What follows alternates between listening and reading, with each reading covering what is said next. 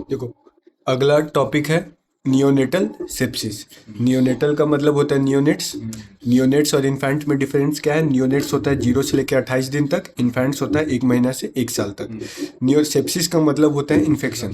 तो सेप्सिस का मतलब क्या है? Related to infection in newborn baby and if not treated can lead to mortality. ठीक है।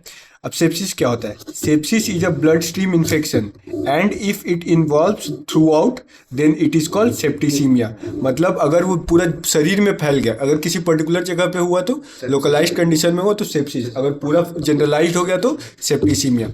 तो आया कि टाइप्स, तो टाइप्स दो तरह का होता है, जनरलाइज्ड और लोकलाइज्ड। जनरलाइज्ड को क्या बोलिए? सेप्टिसीमिया। लोकलाइज्ड मतलब स्पेसिफिक टू ऑर्गन सिस्टम। ठीक है, ऑर्गन सिस्टम। अगर रिस्पिरेटरी सिस्टम में हुआ तो निमोनिया, सीएनएस में हुआ तो मेनिंजाइटिस, और बोन्स और जॉइंट में हुआ तो ओस्टियोमाइलाइटिस और अर्थराइटिस। बच्चों में जो ज़्यादातर इन्फेक्शन है वो दूसरे बच्चा का थ्रू आता है।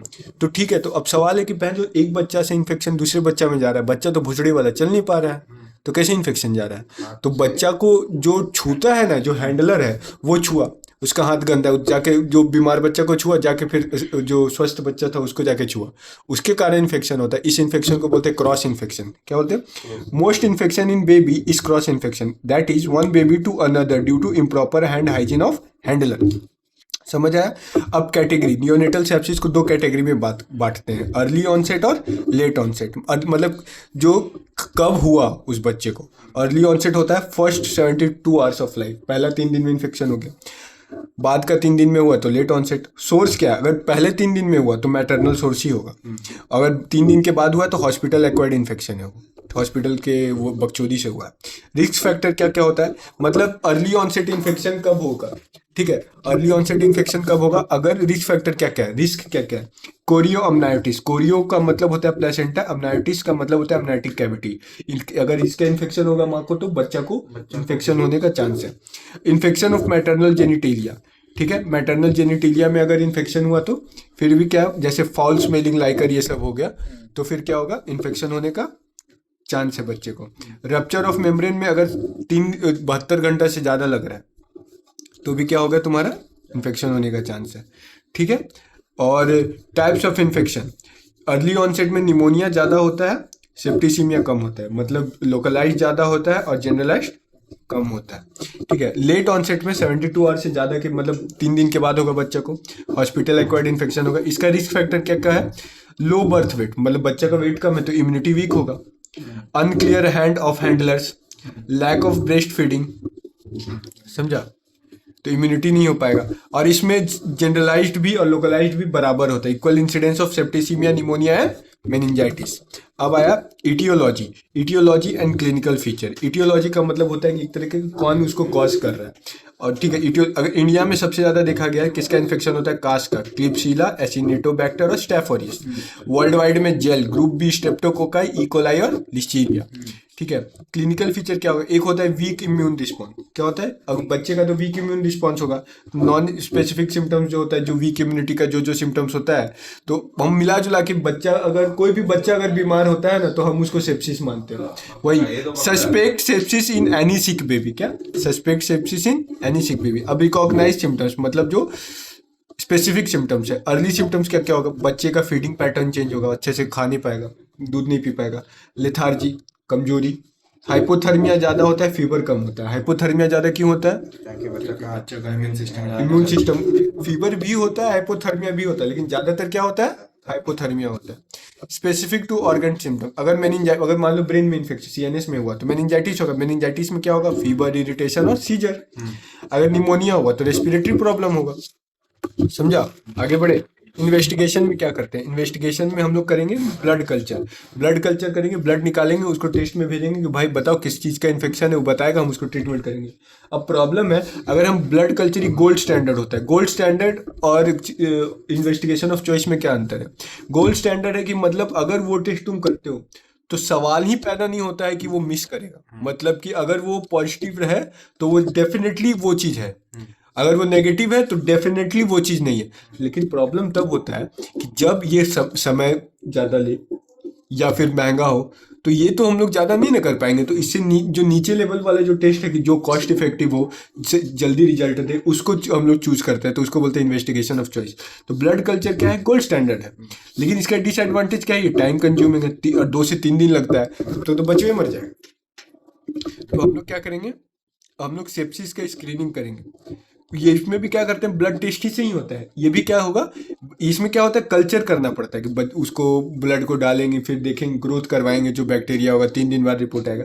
इसमें हम लोग क्या करेंगे, सेप्सिस का स्क्रीनिंग करेंगे, सेप्सिस का स्क्रीनिंग है कि नहीं, मतलब सेप्सिस हुआ है कि नहीं। तो क्या करेंगे, ब्लड लेंगे, उसका ब्लड लेंगे और इसका 5 चीज़ देखते हैं, मैटिक बोलते हैं उसको, 5 चीज़ देखते हैं, ठीक है।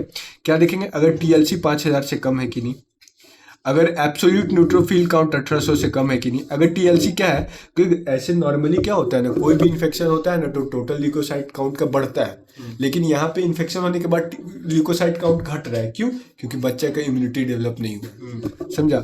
एब्सोल्यूट न्यूट्रोफिल काउंट देखेंगे 1800 से कम है कि नहीं। फिर immature divided by total neutrophil ratio देखेंगे, अगर 0.2 से ज़्यादा, इमैच्योर ज़्यादा है, इमैच्योर ज़्यादा है तो मतलब क्या है, नया न्यूट्रोफिल ज़्यादा बन रहा है, नया न्यूट्रोफिल ज़्यादा बन रहा है, इसका मतलब पुराना न्यूट्रोफिल ज़्यादा डैमेज हो रहा है, समझा। एक होता है माइक्रो ESR, उसका वैल्यू अगर 15 से ज़्यादा है, या फिर CRP अगर 1 से ज़्यादा है, तो हम ये 5 चीज़ चेक करेंगे। और ये जो 5 चीज़ है, इसमें तुमको 2-3 दिन का समय नहीं लगता है टेस्ट होने में। ये चीज़ तुमको विद इन आवर इसका रिपोर्ट आ जाएगा। तो अगर इसमें से कोई 2 भी चीज़ आ गया, तो हम लोग बोलेंगे कि भाई आपको सेप्सिस हो गया, समझा। अब एक न्यूएस्ट मार्कर आया, न्यूएस्ट मार्कर फॉर स्क्रीनिंग आया है, वो है कि तुम्हारा प्रोकैल्सिटोनिन बढ़ जाता है। क्या बढ़ जाता है, अब लंबर पंक्चर होता है, मतलब अगर मान लो मेनिंजाइटिस हुआ, तो CSF सेरेब्रोस्पाइनल फ्लूइड में तुम्हारा इन्फेक्शन हुआ होगा, तो लंबर पंक्चर में क्या करते हैं हम लोग, जो लंबर वर्टिब्रा है वहाँ जो बीच से फ्लूइड निकालते हैं, उसमें देखते हैं कि वो बैक्टीरिया है कि नहीं। तो ये कब करते हैं, for meningitis in symptomatic patient, सब पेशेंट में नहीं करते हैं। जिसमें सिम्टम्स आएगा मेनिंजाइटिस का, सिर्फ उसमें लंबर पंक्चर करना है, बाकी में माँ चुराए गांड मराए कुछ भी हो, उसमें लंबर पंक्चर नहीं करना है। Contraindication, asymptomatic even with risk factor, risk factor present भी है और सिम्टम्स नहीं है तो नहीं करना है लंबर पंक्चर, समझा। ट्रीटमेंट क्या है, empirical broad spectrum antibiotic till report come. अब देखो, तुमको एग्जैक्ट तो पता नहीं होगा कि 2-3 दिन तक कि तुमको कौन सा बैक्टीरिया का इन्फेक्शन है, तो हम लोग ब्रॉड स्पेक्ट्रम जो एंटीबायोटिक होता है ना, जो तुम्हारा पिप्रासिलिन, टैजोबैक्टम, सेफोटैक्सिन, ये सब जो ब्रॉड स्पेक्ट्रम जो मतलब वो जो तुम्हारा सेफ्ट्रैक्सोन, ये सब वो चला देते हैं, कि मतलब वो लगभग सब में काम करता है। उसके बाद हम लोग क्लिनिकल सिनेरियो देखते हैं, कि हम लोग देखते हैं कि या तो मेनिंजाइटिस है कि नहीं, या तो लो रेजिस्टेंस है या हाई रेजिस्टेंस है। देख, जो नया ICU होगा, मतलब जो जिसका नया ICU हॉस्पिटल का नया ICU होगा, उसमें क्या होगा ना, कि जो बैक्टीरिया होगा ना, उसका रेजिस्टेंस डेवलप नहीं हुआ होगा, क्योंकि नया है, साफ सुथरा है, तो जो बैक्टीरिया उसका लो रेजिस्टेंस होगा, और रेजिस्टेंस डेवलप नहीं हुआ होगा, तो न्यू ICU का मतलब लो रेजिस्टेंस बैक्टीरिया होगा वहाँ पे, समझा। तो लो रेजिस्टेंस बैक्टीरिया होगा तो उसमें 2 बैक्टीरिया होगा, ग्राम पॉजिटिव भी कवर देना होगा और ग्राम नेगेटिव भी देना होगा। तो ग्राम पे पॉजिटिव को मारने के लिए हम लोग पेनिसिलिन देंगे, ग्राम नेगेटिव को मारने के लिए हम लोग अमाइनोग्लाइकोसाइड देते हैं, जैसे कि अमीकासिन या जेंटामाइसिन। यहाँ तक कुछ समझ आया, फिर से बोले, पक्का, ठीक है। अब मान लो कि अगर उसको मेनिंजाइटिस हो गया, तो मेनिंजाइटिस में हमको एम्पिसिलिन देना होगा और 3rd जनरेशन सेफेलोस्पोरिन देना होगा, जैसे सेफोटैक्सिन। या फिर अगर मान लो दूसरा केस है कि हाई रेजिस्टेंस, मतलब ICU बहुत पुराना है तुम्हारा, उसमें इन्फेक्शन हुआ होगा, तो उसमें ओल्ड ICU होगा, तो उसमें जो बैक्टीरिया होगा उसको तो रेजिस्टेंस डेवलप हो गया होगा, तो उसमें हम लोग देंगे सिप्रोफ्लोक्सासिन देंगे और अमीकासिन देंगे प्लस, या फिर पिप्रासिलिन और टैजोबैक्टम और प्लस अमीकासिन देंगे, ठीक है। मोस्ट कॉमनली हम लोग यही देते हैं, पिप्रासिलिन, टैजोबैक्टम प्लस अमीकासिन। सवाल है duration of treatment. Duration of treatment कब देंगे, अगर मान लो कल्चर तुम्हारा निगेटिव आ गया, मान लो कि तुम ये सब शुरू कर दिए थे दवाई, क्योंकि ये सब शुरू किए, अभी तक तो तुम्हारे पास रिपोर्ट नहीं है, अभी तक तुम उसको क्या कर रहे हो, शांत बच्चा को ठीक कर रहे हो।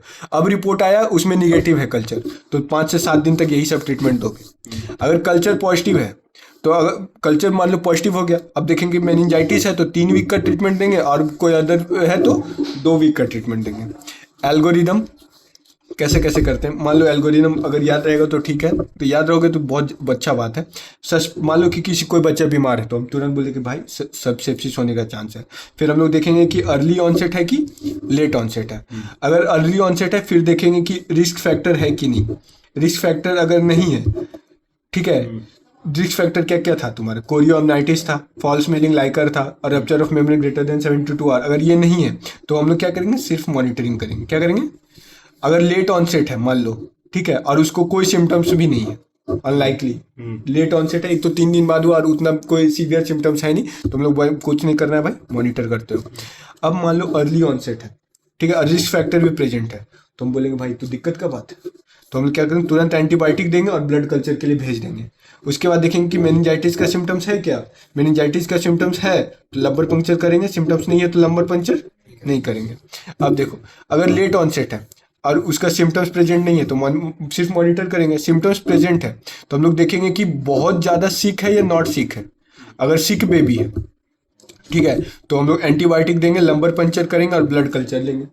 अगर नॉट सिक है तो सेप्सिस का स्क्रीनिंग करेंगे, और सेप्सिस का स्क्रीनिंग में अगर प्रेजेंट हुआ तो हम लोग यही सब करेंगे, antibiotic, lumbar puncture, blood culture. और सेप्सिस स्क्रीनिंग में नेगेटिव आया तो कुछ नहीं करना है, चिल कर भाई, ठीक है। इसी में एक चीज और है तुम्हारा, नियोनेटल सीजर्स। क्या है? Neonatal scissor. सीजर का मतलब जो मिर्गी सुना है ना, वही हो। तो सीजर अगर बच्चों को ऐसा होता है तो टोटल 4 तरह का सीजर होता है। Subtle seizure, focal clonic, tonic और मायोक्लॉनिक। सटल सीजर, सटल मतलब एक होता है ना कि सटल मतलब बहुत कम होता है, मतलब बहुत बेसिक नॉर्मल कम, उसको हम लोग सटल बोलते हैं, SUBTLE। इसमें क्या होगा? मिनिमम मैनिफेस्टेशन क्या होगा? जैसे ब्लिंकिंग ऑफ आई होगा, रोलिंग फिंगर्स होता है, ठीक है, rolling of fingers, chewing movement of lip, ये सब अगर होगा तो क्या बोलेंगे? Subtle seizure. दूसरा होता है फोकल क्लोनिक सीजर। इसमें क्या होगा ना कि रिदमिक और जर्किंग और रिदमिक जर्किंग और कन्वर्जन, मतलब एक रिदम में क्या होगा? जर्क मारेगा उसका पैर, शरीर, कुछ भी। टॉनिक मतलब क्या होगा? Stiffening of body and limbs, जो अंकल को होता है यही होता है ना टॉनिक सी, stiffening of body and limbs, ठीक है। ये क्या है? जर्क मारेगा, ऐसे ऐसे करेगा, ठीक है, जर्क, ठीक है। और टॉनिक में क्या होगा? बॉडी एकदम अकड़ जाएगा, ठीक है। मायोक्लॉनिक क्या होगा? सडन ब्रीफ मसल कॉन्ट्रैक्शन, अचानक मसल कॉन्ट्रैक्ट हो जाएगा फिर ठीक हो जाएगा, ठीक है। कॉज देखो, कॉज क्या क्या होता है? हाई BMI याद रखना। H से है हाइपोक्सिक इस्केमिक इंसेफेलोपैथी, मतलब मिला जुला के सीजर कैसे होगा? ब्रेन में प्रॉब्लम है, ब्रेन में प्रॉब्लम, सबसे कॉमन चीज सोचोगे तो क्या सोचोगे? कि ब्रेन को ऑक्सीजन कम गया, तो वही है हाइपोक्सिक, मतलब ऑक्सीजन कम गया तो ब्रेन का टिश्यू डेड हो गया, तो इस्केमिक, तो ब्रेन का टिश्यू डेड हुआ तो क्या हुआ? ब्रेन में प्रॉब्लम हो, उसको बोले इंसेफेलोपैथी। तो क्या हुआ? हाइपोक्सिक इस्केमिक इंसेफेलोपैथी, H हो गया। अब आई से होता है इन्फेक्शन, जैसे नियोनेटल सेप्सिस हो गया या मेनिंजाइटिस हुआ, तो ये सब हो सकता है। बी से बिलरुबिन इंसेफेलोपैथी, बिलरुबिन का अमाउंट अगर ब्रेन में जाएगा तो कर्निकटेरस। मेटाबॉलिक कंडीशन, जैसे सोडियम मैग्नीशियम का अमाउंट बढ़ गया, या फिर सोडियम कैल्शियम का अमाउंट घट गया, या फिर हाइपोग्लाइसीमिया हो गया, तो भी क्या होगा? सीजर होगा। इंट्राक्रेनियल ब्लीडिंग, मतलब अगर मान लो ब्रेन में ब्लीडिंग हो गई, जैसे सब एरेक्नॉइड हिमेटोमा, इंट्रावेंट्रिकुलर हेमरेज हो गया, समझा। मैनेजमेंट में कैसे करते हैं इसका? पहले स्टेबलाइज करेंगे बेबी को, कैसे करते हैं? जो वाइटल से स्टेबलाइज करेंगे, एयरवे, ब्रीदिंग, सर्कुलेशन। एयरवे के लिए एस्पिरेशन करते हैं, ब्रीदिंग के लिए क्या करते हैं? तो ब्रीदिंग के लिए क्या करते हैं? मोइस्ट O2 इनहेलेशन देते हैं, सर्कुलेशन के लिए IV फ्लूइड चढ़ाते हैं। उसके बाद करेंगे, उसके बाद ये सब पहले तो स्टेबलाइज करेंगे पेशेंट को, बच्चा को। उसके बाद identify and correct reversible cause. अगर कोई रिवर्सिबल कॉज है, मान लो कि तुम्हारा कि मेनिंजाइटिस हुआ है, तो मेनिंजाइटिस को ठीक करेंगे। उसके बाद क्या, जैसे कि अगर हाइपोग्लाइसीमिया हुआ, हाइपोग्लाइसीमिया कब होता है? अगर 45 से कम हो गया शुगर का वैल्यू, ठीक है, तो हम लोग क्या देंगे? 2 ml पर kg ऑफ 10% डेक्सट्रोज। IV क्या देंगे? 2 ml पर kg, तुम्हारा IV 10% डेक्सट्रोज का बोलस देंगे। मतलब क्या करेंगे? 10% डेक्सट्रोज का बोतल लेंगे, बच्चे का वेट नापेंगे, कितना है जी? 3 किलो, तो 1 किलो में 2 ml, तो 3 किलो में 6 ml। 6 ml dextrose direct IV ठूस देंगे, पानी चढ़ाना नहीं है, डायरेक्ट IV। उसके बाद क्या करना है? पानी चढ़ाना, देन इन्फ्यूजन। अगर मान लो फिर भी ठीक नहीं हुआ, ठीक है, तो क्या देंगे? एंटी इपिलेप्टिक मेडिकेशन देंगे, जैसे कि IV फिनोबार्बिटोन, ये फर्स्ट लाइन है, ठीक है। अगर मान लो फिर भी ठीक नहीं हुआ, फिनोबार्बिटोन से ठीक नहीं हुआ, तो हम लोग फेनिटोइन देंगे या लेविटिरासेटामिन देंगे, सेकेंड लाइन। मान लो फिर भी ठीक नहीं हुआ, तो अब हम लोग IV इन्फ्यूजन देंगे मिडाजोलम का। क्या देंगे? मिडाजोलम का। ये क्या हो? First line, second line, third line. और साथ साथ में IM देंगे, पीरिडॉक्सिन। पीरिडॉक्सिन क्या करता है ना, गाबा का लेवल बढ़ाता है। तो गाबा का लेवल बढ़ा के हम लोग कैसे सीजर को ट्रीट कर रहे हैं। गाबा क्या काम है कि देखो, सीजर क्या होता है, ब्रेन का ओवर एक्टिविटी। तो हमको क्या करना है, ब्रेन को शांत करना है। तो एक न्यूरोट्रांसमीटर होता है गाबा, वो क्या होता है, इनहिबिटरी होता है, वो क्या करता है, ब्रेन को शांत कर देता है। तो गाबा क्या करता है, हमको क्या करना है, गाबा का अमाउंट बढ़ा के क्या करना है, ब्रेन को शांत करना है। तो पीरिडॉक्सिन देंगे ना, तो गाबा का अमाउंट बढ़ा देगा और ब्रेन को क्या कर देगा, शांत कर देगा। तो पीरिडॉक्सिन कैसे काम करता है, ये किस पे काम करता है, ग्लूटामेट मेटाबॉलिज्म में। किस मेटाबॉलिज्म में, ग्लूटामेट में। जैसे ग्लूटामेट को क्या होगा, ग्लूटामेट को अगर हम लोग ग्लूटामेट एसिड डिकार्बोक्सिलेज शरीर में रहता है और साथ में पीरिडॉक्सल फॉस्फेट दे देंगे ना, ये दोनों मिलके इसको गाबा में कन्वर्ट करा देता है। तो गाबा का अमाउंट बढ़ेगा तो तुम्हारा ब्रेन क्या हो जाएगा, डिप्रेस हो जाएगा, तो शांत हो जाएगा। तो क्या क्या दवाई दिए हम लोग, पहले तो वाइटल्स को स्टेबल किए। वाइटल्स को स्टेबल करने के बाद जो प्रॉब्लम था उसको ठीक किए। उससे ठीक नहीं हुआ तो सबसे पहले फिनोबार्बिटोन दिए, उसके बाद फेनिटोइन दिए। फेनिटोइन से भी ठीक नहीं हो तो मिडाजोलम के साथ साथ क्या दिए हम तुम्हारा, कि पीरिडॉक्सिन दे दिए।